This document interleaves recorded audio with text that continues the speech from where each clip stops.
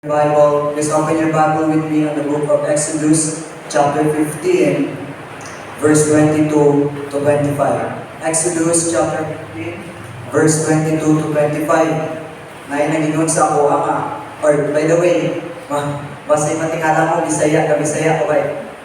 Dugay mo ko sa Jensan. Yeah. Medyo na-adapt ang language na dito. Pero itry ko mag-ilonggo ko, kay Ilonggo magit ko. Half Ilonggo, half Bisaya. So, mag-Ilonggo ko both at the same time, mag-Bisaya. So, kung naanak mo, or kung anak mo sa Exodus chapter 15, verse 22 to 25, akong basahan ng 22, kamo sa 23, ako sa 24 and 25 sa baita. Verse 22, ang banya rin, So Moses brought Israel from the Red Sea, and they went out in the wilderness of Shur, and they went 3 days in the wilderness, and found no water. Verse 23, go. And when they came to Marah, it was the drink of the waters of Marah, for they were bitter, therefore the name of the was called Marah. And the people murmured against Moses, saying, What shall we drink? Verse 25, go. And he cried unto the Lord, and the Lord showed him a tree, which when he had passed through the waters were made sweet. There he made for them a statute and an ordinance, and there he proved them. Let us pray. Let's bow your head in Christ. Let's pray. Father God in heaven, thank you, Ginoo, sa karapagpugon. Thank you for your goodness, Thank you for your faithfulness. I pray, Holy Spirit, that you be with me sa karapagpugon. That we need your wisdom. I pray that ang aming pagsulti at ang hambal karoon hapon is all about your word, Ginoo. Hindi sa akong matiyak sa akong intellect, Ginoo. But, Ginoo, this afternoon, we trust everything dila sa imo, hindi pa magkapamang sa akin. Simba this afternoon, forgive us, Ginoo, sa mga salang mo sa mga ito, ang reviewing me, ang mga na, kasing as we listen to you as we direct sa mga pulong this afternoon. We love you in Jesus' name. Amen. Bibili na magkapungko ang kanan. And kagahapon or kanina or kagabi, managambal sa akong yung tani. Mabatian naman paano ka magmani. Ang bago siya, bago sure na ka, kasi ma-discourage ka. Yan. Ganina, di-remind na po ko or kagabi ba niya, magwali ka sa timato ko sa video. Ang pwede lang. Magkumabatian kung magwali sunod. Pero wala akong kabalo kasi kung ganito mahapon, di-approach. Pagpalapit ko kay Pastor ganina, nag-inform ko naka-upload na ko. Ang ba niya, prepared it, pamabali ka ron. So, grabe akong pulba, kahalo-halo, nag-special number pa, grabe akong puro ganina. Kaya dalawa-dalawa akong ginaisip, nabasa ko notes, mawala ko kay isip na ko sa akong wali. Grabe ang pulba, kasi subong na hapon, grabe akong puro. Pero, pasalamat di hapon ko. Privilege man opportunity hatag, and I want to i-grab na siyang opportunity to preach this afternoon. So karon na hapon hindi ka maglangan, ibigay na natin ng oras. Kung mag-email ka mo, paspas na minimuman. So I know kung ba sa inyo gusto pa matulog o ano pa lang oras, 4:33. So kasi mga 30 minutes and 1 hour makumanta. So balik rin sa verse 22. So Moses brought Israel from the Red Sea, and they went out into the wilderness of Shur, and they went 3 days in the wilderness and found no water. Wala silang kitang tubig. And when they came to Marah, they could not drink of waters of Marah. May araw ka isang tubig sa Marah, pero ang manadiri, hindi nila mainom, hindi nila ito mainom na aman, for they were bitter. Therefore, the name of it was called Marah.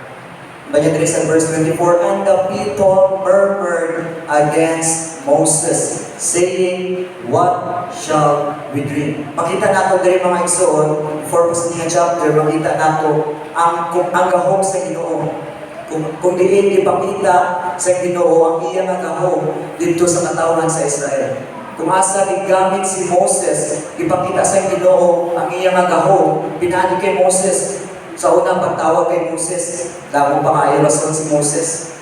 Gambal siya Ginoo, di man ko eloquent, di man ko maayo ng istorya. Gaano man ko kaputol-putol mo mag istorya. titla man ko. Pero igsoon, makita nato diri nga still si Moses gigamit sa Ginoo. Ganaman, gamit niya si Moses para hindi si Moses ang maligtas. Naman, kay kung talented ka this afternoon, and basit usay, isa ba makita sa aton, or makita sa uban nga tao, nga kita tungkol na sa aton. That's why si Moses ang gigamit sa Ginoo para mapakita sa tao nga hindi tutungod kay Moses, but tungod to sa Ginoo na nagamit sa iya. And igsoon, makita nato diri ang gahom sa Ginoo ipakita pinaagi kay Moses. Kung diin ipagawas niya sa Egypt ang mga Israelites, ang people of Israel. Ipagawas niya sa Egypt, pinaagi sa tabang sa Ginoo. And nakita nato diri kung diin makita na ang dagat natunga. And makita nato kung diin sila maglakad, may aras ang clouds. Naras taas nila, nagkasunod-sunod sila para tagaan ng shade, para hindi sila mainitan. At ano pa, hindi lang ako sina, may araw pa rin nakita nato, naging ang Ginoo nag-provide a pillar of fire para mahayagan sila ng gabi. Para may suga sila pagkagabi. So, and yet, kung sa gibuhan nila, nasa 24, and the people murmur against Moses. Makita nato na bisag ano nila, bisag ano kapakita sa Ginoo, sa iya gahom, sa iyang katawan, still ang tao mag-murmur. Still ang tao nag-murmur. Nga naman, karon nga hapon, tunan nato na. Ang title sa atong message or God's message this afternoon is the danger of murmuring. The danger of murmuring. Na ay danger sa pagbagulbul. This afternoon, basig ikaw na, or basig ako na. Ako na. Wala ko kabalo. Hindi na ka mamabantayan every hour, every minute sa inyong kinabuhi. Pero basig ikaw na sa buong hapon. Hindi pa pagkahian yung mga kasing-kasing this afternoon. Pahumo ka sa Ginoo. You know what? Ang pagwali sa pulong sa Ginoo, hindi na perfect comfort sa aton. Sometimes, sakit din na. Pero igsoon, dili ka sometimes, kinahanglan sa sakit ka pagwali para ang Kristohanon mo tubo. Hindi ka magtubo kung di ka mawalian sa imong sala. Basta magambay kasi mga hapon ay, ano man is Brad Alvin. Ako na po niyang walian. Ako naman ginaigo-igo niya. Ginawa, para hindi ka maigo. Hindi ka maigo sa pag-murmur, sa murmuring. Ayaw pag-murmur. Pariyalan na, magwali ko din karang sapo, karang ngapon sa ML. Kung maigo ka, kay bato-bato sa langit, ang matamaan, bumulgin. Mamulan din na, tagawali sa pulong sa Ginoo. Pasalamat ka ka kay na may conviction. Pasalamat ka kay maigo pa ba? Delikado na pag wala na yung conviction. Diba wala yung Holy Spirit na nagpuyo sa mga kasing-kasing. This afternoon, tunan nato ang danger sa pag-murmur. The danger of murmuring. First, kung makita nato dito is the route of murmuring. Ang ruta sa murmuring. Una, question. Makita nato dito sa verse 24. And the people murmured against Moses niya saying, what shall we drink? Ga-umpisa din na siya sa pag-question. Simple sa magmama or magpapa. Pag maghambalang mama nga, na, hindi maglalaw kung gabi na, hindi ni pagsabay-sabayin ng tao, na, amo lang ni Himuang. And sometimes, ang mga kabatanunan, pamangkot nga ang mga na hindi ko pwede maglagaw, na hindi ko din pwede ugdan, na amos ni muon ko. So, sometimes, gina-question nato ang mga naa sa atong otoridad, sa atong authority. Ang pag-murmur, nag-start na siya sa pag-question. Once nga nag-question ka, padulungan na siya sa pag-murmur. Padulungan na siya sa murmuring. Kisa, na-question na to, ang alagad sa pastor. Hey, pastor, sa mani, nakuligrin man yung simbahan na to. Mas nindot siguro ni kong blue ba? Pastor, nga naman eh. Nga na may missions. Pastor, nga na may suwiling. Pastor, nga na may suwiling. Nga na may visitation. Nga may ara sa extension class. Sometimes, damo may pamangkot. I mean, question na to. Lain ang pagpamangkot sa pag-question. Ang pag-question. Gadaw. So, umpisa na siya sa pag-question. Kung sa ang desire sa ating pastor, unta mo kung atong desire. Especially karon, this is our missions man. Mission emphasis. It means kina-emphasize sa karon naman ang missions. Kung ang desire sa atong pastor mag-support sa mga missionaries, I hope this afternoon maupod na yung desire. Kung ang desire sa atong pastor masangyawan ang mga tao din sa Coronadal, I hope maupod na yung mga na desire sa mga kinabuhi. Hindi nga ang pastor nag-desire nga mag-mission, support missions, nga ikaw mag-question ka. Pastor na ang support sa mission. Dako pag ano kailangan ka din sa atong simbahan. May harap pa mga kailangan. Ang pa niya itong needs. Kiss up. Hindi na madulang sa ato. Ga-question kita. Pero iksoon, ayaw ka wala ka, kailangan sa Bible. Kung mag-question ka sa lagad sa pastor, you're questioning them. Kista, question na ito ang pamaani sa Ginoo sa atong kinabuhi. Sometimes, ingon sa Ginoo, go ye therefore and preach the gospel to every creature. Sometimes, question ta, nga Ginoo, nga maglakaw din, nga maglakad di daw, magsangyaw sa pulong sa Ginoo, magsangyaw sa gospel. Hindi ba pwede nga ulatunta na lang sila nga magadto diri sa church, dira ta sangyawan? Hindi. Pamaagi sa Ginoo, kita nga Kristohano, maglakaw, maglakad, maganda gospel tracts, magsangyaw sa pulong sa Ginoo. Ayaw i-question na. Kaya mo nang subok sa Ginoo. So, una, sa route sa murmuring, you will question. Kasi this morning, nag-question na ka. So, be careful. Question. Number 2, compare. Ang balik sa Exodus 16:3, and the children of Israel said unto them, would to God we had died by the hand of the Lord in the land of Egypt, when we sat by the flesh pots, and when we did eat bread to the full.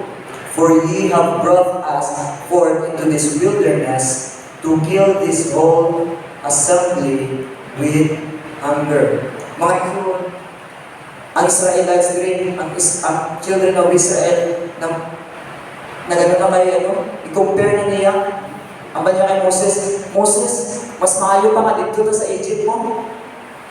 Makakaon ka dito, mabusog ka dito, mapatay ka na busog. Tapos ipagawas mo kami dito sa Egypt. Dire, sa wilderness. Para ano? Mamatay sa gutom. Suot, ang children of Israel, wala lang sila ng question. Pati kadalawang nilimo nila, nag-compare sila. Suot, karon na hapon, basta kinakumpara ni mo katong time na wala ka pa naluwas, kagkaroon niya naluwas ka. Sige ka bagulbul, sige ka compare. Ay, sa una, wala pa ko naluwas, wala pa ko kapangalagan sa Ginoo. Wala ko maning experience, wala maning problema maning. Pero karon, nagapangalagan ako sa Ginoo, may harap ko Kristo sa akong kasikasin. Naaamon pa to. Nga dito pa nag-abot mga problema. So, don't compare. Also, ayaw i-compare yung kaugalingon sa uban. Siguro makaingon ta ay nga nila man dito, hindi ko pareha kay Brad hindi ko pareha kay sis magod sila, talented, niya, bright pa din. Ako, wala ko alam. Siguro hindi na ako magamit sa Ginoo. Once na mag-compare ka, dira ka ma-discourage. Dalawa lang na. Either ma-proud ka, and by the way, suko ang Ginoo sa proud na tao. Either ma-proud ka, kung i-compare mo imong kaugalingon, sa mga ubos ng tao. Kadalawa, either ma-discourage ka kung i-compare mo yung kaugalingon sa mga naanawin. So, ayaw compare. Ang Ginoo gibuhat ka maingana, tungod na ay purpose. May purpose ang Ginoo sa imong kinabuhi. Diri ang church is a body. Ang head, si Jesus Christ. Ang body is kita, mga saved and baptized believers. So, hindi pwede nga kamot tanan. Hindi pwede tigil tanan.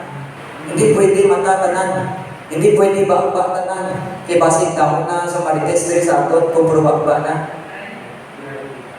So, gibuhat ka na lahi sa uban kay tungod may purpose ang Ginoo sa iyo. Don't compare sa imo sa uban. Unang bagulbul ka kay tungod wala nimo nakita ang tinuod nga kalipay na naa sa pagserbisyo sa iyo. Basig this afternoon, mo nang bagulbul ka, mo nang compare ka sa uban, kay wala nimo nakita ang tinuod nga kalipay sa pagpangalagad sa Ginoo. Or basig wala gid ka na pangalagad sa Ginoo, mo nang wala yung kalipay sa imong kasing-kasing sa kuno. So lahi, kasi ni pagpangalagad sa Ginoo, and dili mo ma-compare ang kalipay na aras subong sa compare sa mga salaang ginahimo.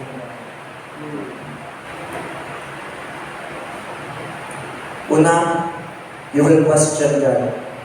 Kadalawa, you will compare. Hindi ako sa magnanay o tatay. Magambala nanay nga hindi maglagaw diri, hindi magpudugo diri. Ang mga anak sa ano ganahin mo, gina-compare nila. Nga ang mga anak gani ni ano, pwede gani maglagaw ng gabi. Si ano gani, anak ni ano, ginapaupod-upod gani diri. Ginahimo man ni. So, after you question, you will compare. And after you compare, third, you will argue. Magiglalis na ka sa imong mama. Ang balik mo, ay, ma, imuon mo gini, bala ka na. Basta na imuon mo sa ako, bala ka na. Basta maglagawin ko, magagaling ko. Mag-argue na ka sa imong mama. Exodus 17, 2-3. Kanya dire, wherefore the people did chide. Ano gini sa chide? Nakitlalis. Kanya, wherefore the people did chide with Moses and said, give us water that we may drink. And Moses said unto them, why chide ye with me? Nga anak, nagalalis ka mo sa akon? Wherefore do ye tempt the Lord? Pinatry pa ninyo Ginoo? And the people thirsted, therefore water, and the people murmured against Moses, and said, wherefore is this that thou hast brought us up out of Egypt to kill us and our children and our cattle with thirst? Wala lang sila nag-question, wala lang sila nag-compare, but third, dibuhat nila, nag-argue sila. Nakiglali sila sa alagad sa Ginoo. Nakiglali sila sa kay Moses. So once na ma-question na ka, after that, you will compare. And after you compare, makiglali sila. Ang gusto sa akong pastor, mag-support na mission niya, ikaw maglalis ka, hindi na pastor. Siya na may tabuhin na mag-support. And sad to say, sa ubang churches, isang pinta lang sa church, ginalalisan. Ay, pastor, kalain, ano ba, atong nahulay sa bahan ba? Dapat pink siya, pink. Hindi daw namin ang pink ba? Daw hayat sa ano. Ay, pastor, dapat yellow. Green daw, ano yung green man? Sama yung anak. So, don't argue with the man of God. I argue sa alaga sa Ginoo. Una, the route of murmuring. Ikadalawa, the reason of murmuring. Ano ang rason nga naga-murmur ang tao? Una, lack of trust. Kulang sa pagtuo, kulang sa pagsalig dira sa Ginoo. Amaya sa Proverbs 3 verse 5 and 6, trust in the Lord with all thine heart, and lean not unto thine own understanding. In all thy ways acknowledge Him, and he shall direct their paths. Mga igsoon, kisa mas kasaling pata sa uwan ng tao compared sa Ginoo. Kisa may mga problema, may mga needs ka, kisa mas kinauna nato palapit dito sa mga tao. Kisa mas gauna tayo ngani compare sa ingani. Wala may mga magulig sa mga tao. But make sure na una niyong ipakayuan sa bulig ang Ginoo. Sad to say, ma-left out na ito ang Ginoo. Every time may problem, magabot sa atong kinabuhi. Every time na ay mga needs, ginaleft out na ito ang Ginoo. Makalimtan ka Ginoo. E doon na ito isipon. Nakakatukorta si brother niya. Ito ba kayo? Kailangan din ako na si brother niya. Problemado kayo ka. Wala ka na na ayaw lang. Kailangan ng Ginoo. Walang ta nagasalig sa Ginoo. Mas ginauna nato, mas gauna ta paduol, palapit dito sa mga tao nga kabalo na kung may ara ka sa dakong mga problema, possible na katong tao pinasaligan nimo, pwede ka taligdan. Compare sa Ginoo, ang Ginoo di magtalikod sa imo. Ano man ang kadako sa imong problema, ano man kadako ang imong needs, ang Ginoo hindi magtalikod sa imo. O nangga magulbul ta usahay kay tungod kulang ta sa pagsalig sa Ginoo. Mas kasalig ka sa uban, ang usahay mas kasalig ka sa atong kaugalingon. Ay nako problema, ano yung buwan ko man? Magkakumalig ko sige. Ako na yung buwan ko. Ay ako na lang. Without consulting God kung sa iyong buhaton. Without informing God na mabuhaton din mo ni. Ay no, kabalo ang Ginoo. All-knowing ang Ginoo. Kabalo sa Ginoo. Ay kabalo ang Ginoo na imuon mo ni. Kabalo ang Ginoo na hindi ka magpalapit sa iya. Because He is all-knowing. So, tagaing pagsalig, ako pagsalig nila sa Ginoo. Sa tao. Nakaugalingon. Ganina nagtudlo ko sa Discord dito sa Kimato. Ang amon nga topic, pangalan sa Diyos. Mga pangalan sa Diyos. Kaya ang pagkabalo natin sa pangalan sa Ginoo, Jesus, God the Father, God the Son, God the Holy Spirit, Jehovah, mga kawan, wala nakabalo sa mga pangalan sa Ginoo. Same sa Elohim. Elohim means ginapakita sa Ginoo ang iyang gahog, ang iyang power. Wala, mao na ang mas kasali sa atong kaugalingon kag sa iba nga tao kay tungod wala na nakaila sa atong Ginoo. It is better, paano na tumayla ng Ginoo? Pagbasa sa pulong sa Ginoo, pagbasa sa Bible, dira makilala nato kung sino ba gyud ang atong Ginoo ang ginaladaran. Sa ato nagbasa, wala na ni siya kinabuhi. Basig na left out na ni. Muna wala ka kaila sa Ginoo, kaya mo binasaligan. Muna wala ka kaila na kung may ara ka sa problema, wala kang kabalo kung may ara ka problema, kung sino yung mga palapitan mo na, mao ang Ginoo na nagbuhat sa tanan. Elohim, ginapakita niya ang iyang pagkagamahan. Kabay sa Genesis 1:1, in the beginning, God created the heaven and the earth. Tanan nga buta para din sa kalibutan ang Ginoo naghimo sila. By the way, ang created nga dito nga word is sa Hebrew is bara. Ano mean sa bara? Make something out of nothing. Kaya God kan bara. Kaya magbuhat sa Ginoo sa mga buta. Nga bisag sa unang panimong kinabuhi wala nimo nabalaan. Wala nimo nakabalo. Same kay Noah. Wala ka balo si Noah kung ano ng arka. Ipabuhat na siya sa Ginoo. So, God can bara. God can do something. God can make something out of nothing. Unang rason sa pagmagulbol, lack of trust. Ikadalawa, loss of vision. So may vision sa church. Pagkabit ko lang. Ang vision sa church, isang missions. Heartbeat sa church, ang missions. Pagpang-ugalan. So, there sa Numbers 13, 25 to 30, meron din si Moses nagpadala og spies. At pagbalik sa spies, meron 10 na nag-report nga bad report. Ang ba nila, Moses, hindi ta ka adto diri nga lugar kay meron dito nagko nga tao, hindi na sila makaya. Ano man lang taman kag may mata. Yan dito, mga higanti, dagko nga tao, hindi na sila makaya. So, na-lost ilang vision. Na-lost din, wala sila nakaano nga na-lost na ilang vision na ang Ginoo, kung ano man ang imuon nila, basta mag-consult sila sa Ginoo, magsalig sila sa Ginoo, ang Ginoo magbulig sa ila. Nakita nila ang dagko na tao, may ganti. Nag-ulagway na siya sa atong mga problema. Sometimes, mas nagalantaw ta sa atong mga problema compare sa Ginoo. Maunang dili usahay ba? Kaning light naga-picture kay Jesus Christ.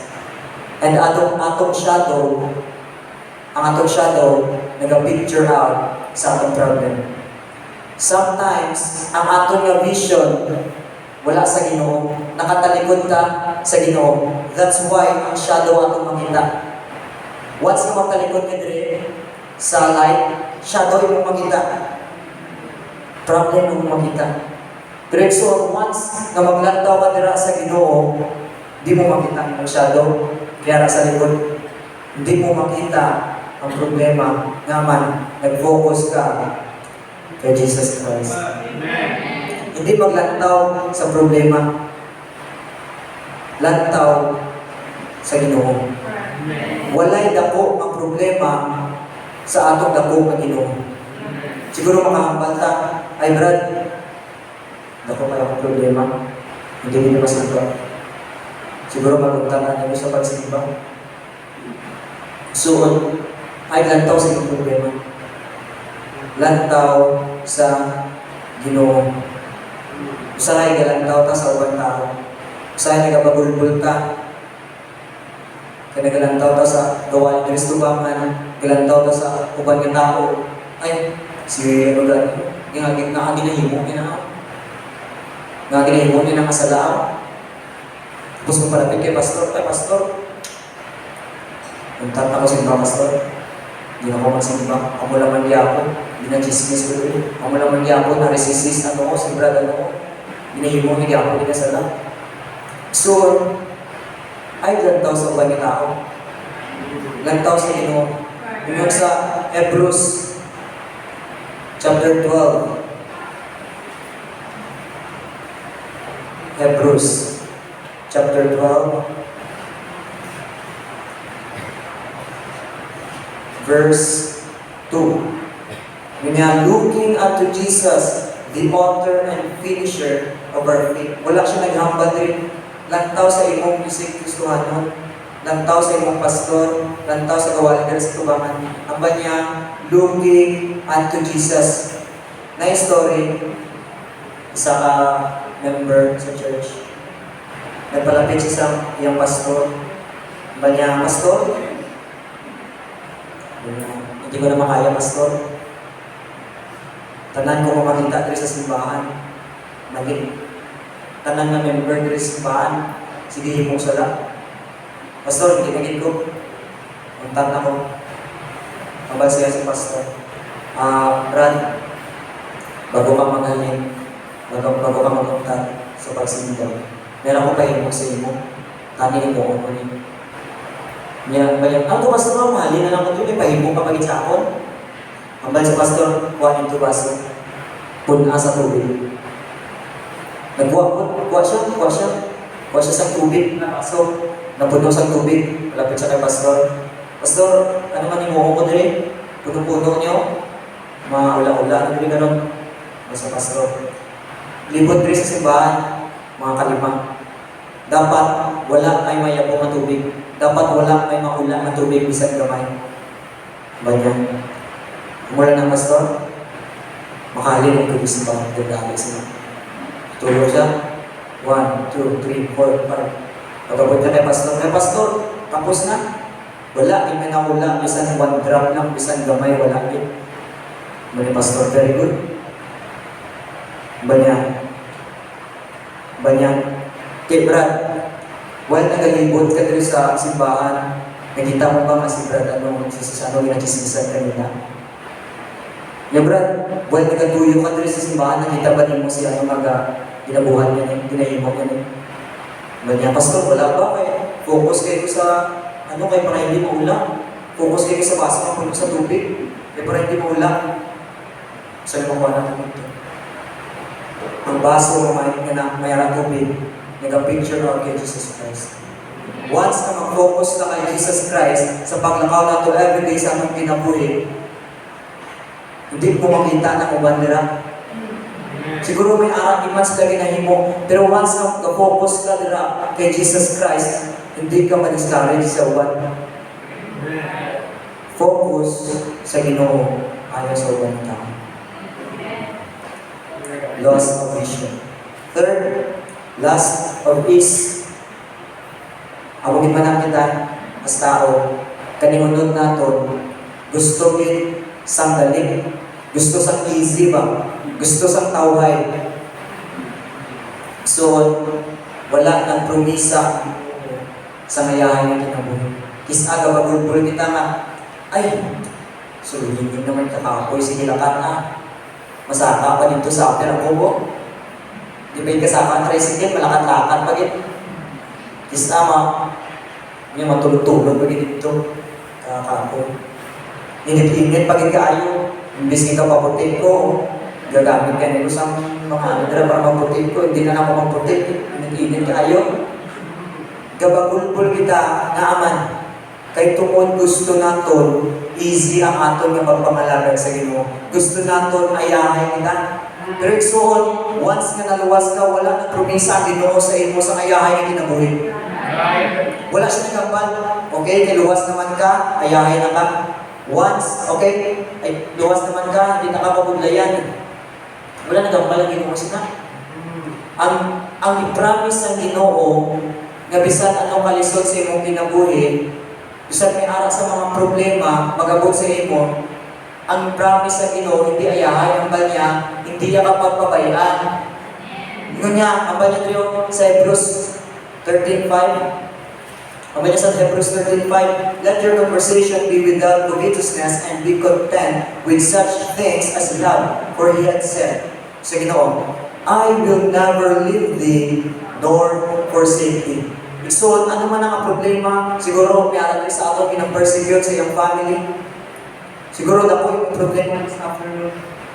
Let me remind you this afternoon, wala ang promise ang Ginoo sa imo sa kayahan kinabuhi katong kaluwasan. Ang i-promise sa Ginoo sa imo, hindi kanyang pagpabayaan. Bisan ano man ang kadako yung problema, hindi niya kataligdan. He will never leave you nor forsake you. So, katong nag-start ka naluwas ka, you will bear your cross. Ako to ni mo imong cross, ako to ni mo imong kabugaton, as Christ did sa cross of Calvary. Ang kanindot lang, ang kanamit lang, kaya kung kinakapasan ni mo ang imong kabugaton, kag nagpadayon ka, sa unahan may aras ang blessing. Si Jesus Christ nag-akwat sa iyang cross, pakatulog sa Calvary, sa unahan, karon na atay kaluwasan. Kaya kung si Jesus Christ nakapoy, na nagambal, kakapoy ba ani? Wala ko na dapat na ginahin mo, kaya hindi ko umang ko. Mamatay ko para sa makasasala. Buyan ko niya, balik ko Sa takaroon. So, bear your cross, bear your burden, as Christ did sa cross of Calvary. That is the reason of murmuring. Now, third, the result of murmuring. Ayaw expect, hindi ka mag-expect na nag-murmur ka this afternoon and wala na yung result. May harap na result. Tanan nga ginahimo nimo sa imong Christian life, whether it's bad, may harap na tanan sa consequence. May aral sa result ng igsoon. If you do good, good ang consequence. If you do bad, consequence. Igsoon, nataon na ito kung sa result. Kung may araw sa isang tuwa, na nagkabayan mo. First, discord among believers. Discord means hindi harmonize. Kung may aratri ka bagulbol or wala ka uyon ng matagusan, mo na, kung may aratri ka bagulbol, hindi kita mag-uyon ka na, hindi kita mag-intindihan ka na. Ang gusto sa isa, kabagulbol siya, dapat ang musini. Nga, bagulbol ko na isa dira, dapat ang musini lagi, hindi ang musina. Ang musini ba? Ang musini, ako na tuman. Ayan, naman naman, naamo man yung pinahimo mo. Naamo man yung logo man. Nga, bagulbol ko na isa. Dapat, ang musini mo. Ay, mag-inaw. Kay King James Bible, ay bagulbol niya. Discord, hindi harmonize ang church once may araw isa diri sa aton na hindi pagulbol. Kadalawa, discouragement in our souls. Tungkol sa pagpagulbol, nagkakaluya kita at pilit na taganahan magbuhat sa buwan ng sinila. Sige tang pagulbol ay Sabado na po, extension class na po, ay Sunday na po, giving na po, mission, stands, offering. Basta naman tala sa simbahan ko. Ay, Wednesday na po. Kapuya ko eh. Wednesday, dapat alas 6, matulog na ko sila. Eh, may klase pa pagkaaga, may trabaho pa pagkaaga. So, ma-discourage yung soul once na matulog. Or basi, wala pa ganang ka may hinabuhan para sa Ginoo, sige lang ka murmur. Wala pa ganang ka kung sa bando dire, wala ganang ka kasulwini, wala ganang ka ka-extension class, nga ikaw matungkusog magpagulbol.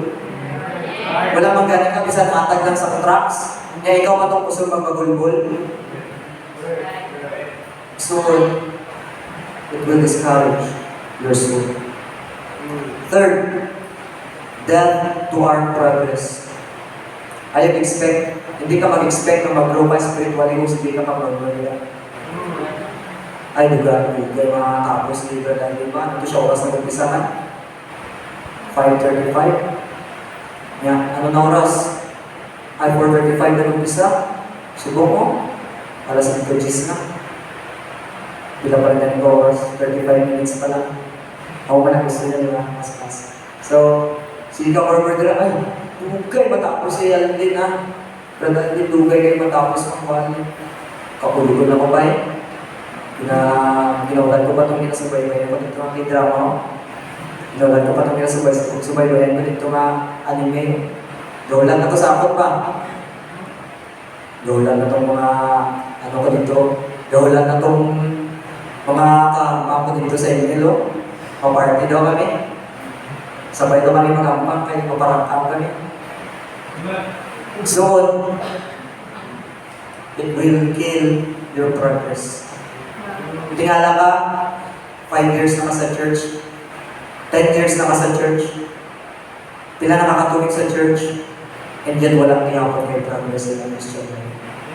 Walang niyapot na katubo. Naman, kaya anong lagi niyo mo, sige na mga bagulbul, wala pa lang ganing ka, bisag basa sa imong Bible. Wala pa ganing ka gaampo, sige pa kang bagulbul. So, ay bagulbul. Because it will kill ang progress sa iyong Christian life. Fourth and last, the result of the route of murmuring, the reason of murmuring, the result of murmuring. Fourth and last, amen? The remedy of murmuring. This afternoon, kung ikaw ang siling murmur, tagaan ka krisita, tambal, bulong, paano maayon ang pagsiling mo murmur. This afternoon, the remedy of murmuring. First of all, acknowledge God's word. acknowledge ang pulong sa Ginoo. If naa kay need, mabayagan sa Proverbs 3:6, in all thy ways acknowledge Him, and He shall direct thy paths. I-acknowledge ang pulong sa Ginoo sa imong kinabuhi. If naa kay need, don't murmur. Kung dako imong need, ayaw bagulbol. But instead, claim ang promise sa Ginoo. Ang bayan dito, Philippians 4:19. Common verse. Ang bayan dito, Philippians 4:19. But my God shall supply all your need according to His riches in glory by Christ Jesus. Meron ka din sa buong hapon, ay si pagulbul niya. Instead of murmuring, why not i-claim mo ang promise sa Ginoo, duol sa Ginoo, kay siya ang mag-provide sa iyong mga needs. Dili lang some of your needs, tingnan sa Bible, all your needs according to His riches. Dili ba dapat ang Ginoo para mag-supply sa inyong mga needs? Dili ba dapat ang Ginoo nato para hindi mahatag ang inyong mga needs? Sometimes naatay mga wants, naatay mga desires sa ating kinabuhi, and sometimes dili hatag sa Ginoo.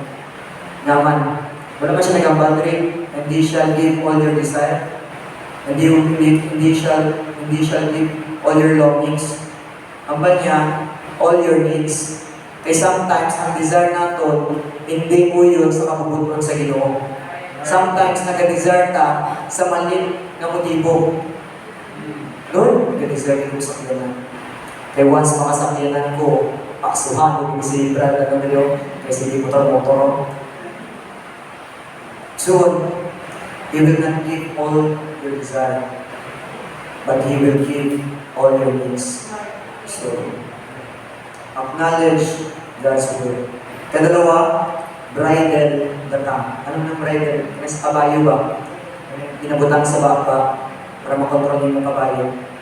Bridle the tongue. Bridle means, or katong sa baka, it means control your tongue. Instead nga magpagulbol, dapat magpasalamat kita.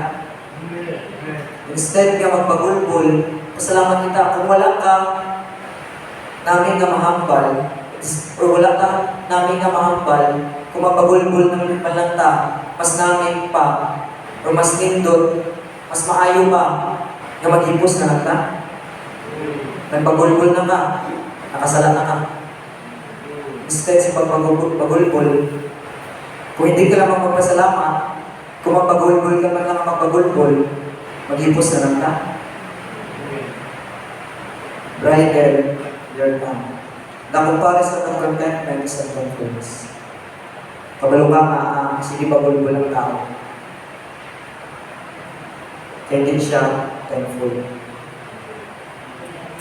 Kabalo ka, once na magpasalamat ka sa Ginoo, once na magpasalamat ka every small details, every gamay na buta na may tabo sa iyo. Wala kayo time para magpagulbol. Ngaman, mapasalamatan man ka. Bridle your tongue. Third and last, amen and amen. Laying the tree. Balik rin, balik ka sa ating text, Exodus 15, verse 25. Balik rin, and he cried unto the Lord, and the Lord showed him a tree.